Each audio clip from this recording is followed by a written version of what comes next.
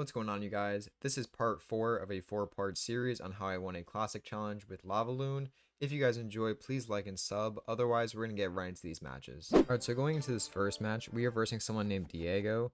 So me and him are actually running the exact same deck. It is the same Lava Loon deck with Inferno Dragon, Barbarian, Skeleton Dragon, all the same cards. So I go Barbarians in the back, and he goes Lava Loon straight away, obviously just to apply pressure, because that's what you want to do with Lava Loon. You want to continuously apply pressure and try to make your opponent waste their elixir and overspend. So he goes Skeleton Dragons on the right side just to protect my or his tower from my balloon and barbs. That's well played by him. And then he ends up voiding my Inferno Dragon. That's also well played by him. Now his Lava Loon does get a connect, but my balloon actually ended up getting 2 hits right there, so that's pretty big for me. That's really big damage. So right here I ended up going Bomber just to distract that Inferno Dragon, and I arrowed his Lava Loon and the Lava Pups just to kill all that. Now I did end up having to void his Inferno Dragon, which does suck, and his balloon ends up, you guys can see I have no elixir right now, so his balloon ends up getting a clear way to my tower. I actually end up giving him this tower just because I don't want to overspend my Skeleton Drags, even though I could protect that tower, but it would just be left at like 1,000 health. But I decided just to not even protect it, which actually ended up doing me well in the end. So I actually started my push here. My lava dragon comes out. No, not my lava dragon. I forget what the name is. I can't think of it. My lava hound comes out. He places his lava hound also. Now his lava hound and mine are just gonna go crossways real quick. I think he places skeleton dragons in the back to support his. Could be wrong though. I go balloons. Yeah, there goes the skeleton dragons. That's well played by him for waiting. Now I go inferno dragon just to kill his lava hound. Now that's really good for me because his inferno dragon wasn't in cycle, so he wasn't able to kill my lava hound really quick. So I ended up taking that tower and protecting my tower pretty well, pretty easily. So he goes Barbarians. It's actually kind of like a panic play, I feel like, because he did not have to do that whatsoever, but I guess he was just trying to get extra damage. So I placed the arrows, and then I did the Skeleton Dragons, obviously, to finish off the barbs. Now his balloon ends up making the way. Now I actually ended up voiding there just to deal extra damage because my Dire Duchess was out of magazine size, and I did think his balloon was gonna get a hit, but I could have been wrong. I'm not too sure though. So he does a full push here. He goes Lava Hound with Skeleton Dragons. Now I go Inferno Dragon just to kill that in Lava Hound. Now I think it does kill it yet, and then the Lava Pups right there, and then I actually ended up going Evo Bomber and arrows just to finish everything there. Now he had a really big push, and I just completely shut it down. Now I go Balloon behind my Lava Hound as it's about to break, because those Lava Pups are going to tank the Void Spell damage right there, and it also helps distract the Inferno Dragon, as you guys could see. Now I went Evo Barbs just to deal even more damage there. I think one of them got a hit. I could be wrong, but this was such a good matchup right here because he immediately had the first push. He started with the first push.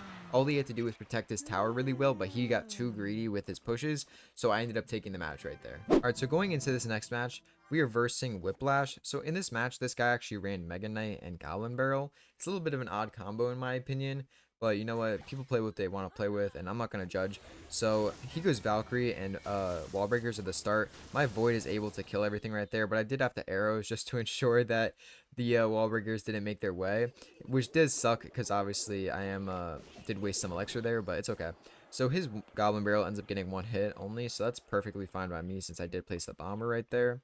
And then I think I start my Lava Hound push soon. I could be wrong though. Did I? Yeah, I started on the right side. So this is kind of bad for me because obviously I just started my Lava Hound push. I just spent 7 elixir and I don't have that much to spend on protecting my towers. But I ended up waiting for the Firecracker to get close to the tower and lock on just so I could place my barbs. And the Mega Knight wouldn't be doing damage to the barbs also, because then he would have done even more damage.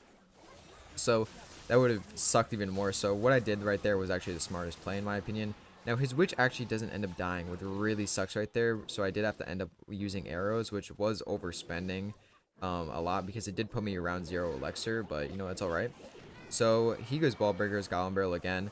Now this is one mistake you don't want to make when you're versing a Lava Hound player. You want to destroy the Lava Pups, because you guys can see, if you guys were watching his tower on the right side, my Lava Pups got his tower from, I think, like 1.5 thousand damage, or 1.5 thousand health, to around 11 health now. It's at 11 health. So that's like insane. If you leave those Lava Pups, you are in for a rude awakening. Alright, so I started another push on the left side just because This match was like looking like a 2-tower matchup because he got my tower low and I could ensure I get his tower no matter what. So I'm just applying more pressure on the left side so he can't attack my towers, and also just to make sure he has to overspend here. Now he's not actually doing anything here. I think he might have gave up. I could be wrong here though.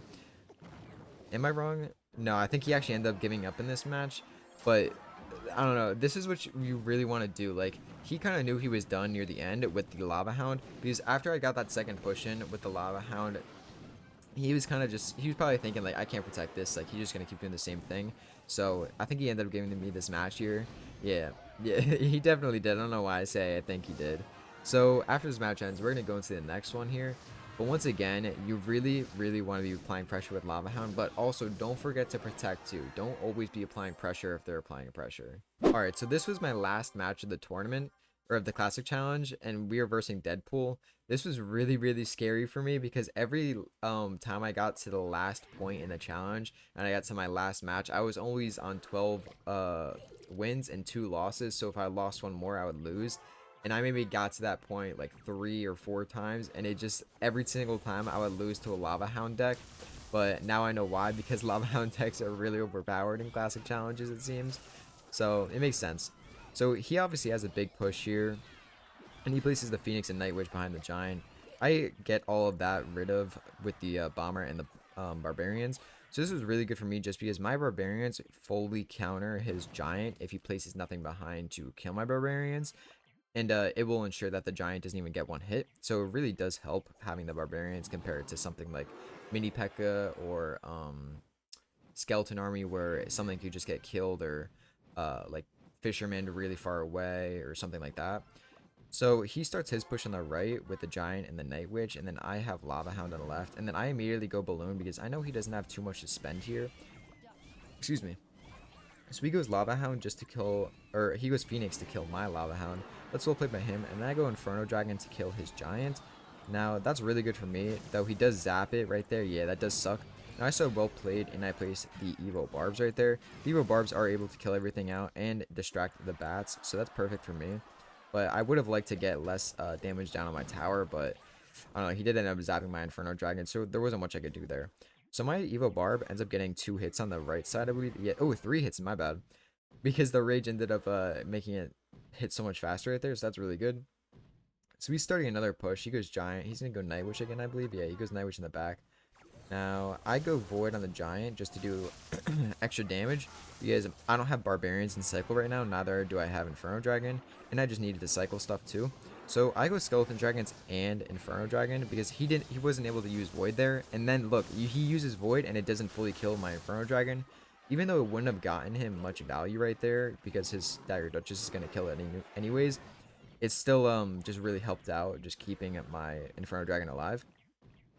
So he starts another push, I start another push. This matchup was so scary, just seeing these pushes start, being that it was my last match of the Classic Challenge. So once again, he goes Phoenix on my Lava Hound.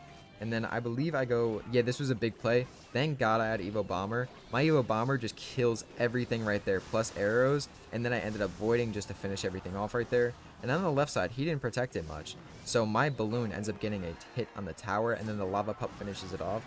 Now, this was really, really good for me that he went Giant in the back, because now it ensures that I won the game. If he went Giant up front, maybe it would have been a bit better or something like that. But honestly, this matchup was really good, and it really just like shook me a little bit, but it was a really fun match. I hope you guys enjoyed this video. If you guys like this video, I totally recommend checking out the other parts.